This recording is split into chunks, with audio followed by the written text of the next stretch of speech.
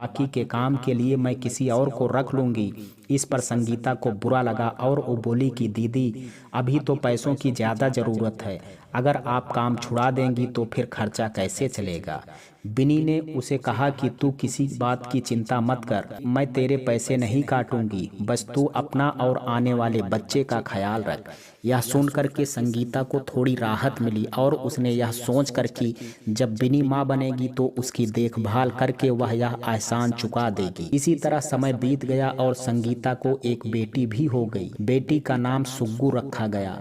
पता नहीं क्या मतलब था इस नाम का, पर अब बोलते बोलते हमें भी अच्छा लगने लगा था। मिलन पहले से भी बहुत ज़्यादा बिजी रहने लगे थे और मैं सुग्गू में उसके लिए शॉपिंग करना, कपड़े और खिलौने खरीदना, सब कुछ मुझे बहुत खुशी देता था। मैंने तो संगीता को बोल भी दिया था कि सुग्गू को तो मैं ही पढ़ाऊंगी।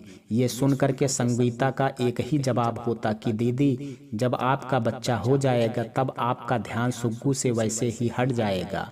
आप इतना बिजी हो जाओगे कि किसी चीज़ का समय ही नहीं रहेगा। ये सुनकर के मेरे मन में सिर्फ यही आता कि मेरा बच्चा कब होगा, किसी को नहीं पता।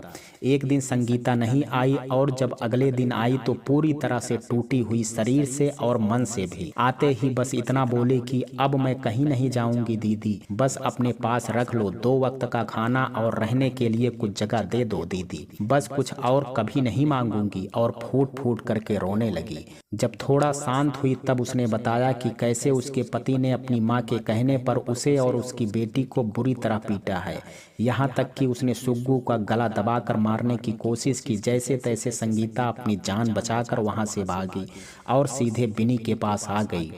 बिनी पहले तो थोड़ा सोच में पड़ गई, पर फिर ना जाने क्या हुआ कि उसने तुरंत ही यह फैसला लिया कि अगर उसकी वजह से किसी की जिंदगी संवर सकती है तो क्यों नहीं। और उसने संगीता को वहां अपने साथ रख लिया और सबसे पहले वो संगीता को लेकर के पुलिस स्टेशन पहुंची और उसके पति के खिलाफ घरेलू हिंसा की रिपोर्ट दर्ज कराई।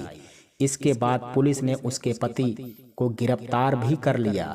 अब संगीता की जिंदगी कुछ आसान हो गई थी।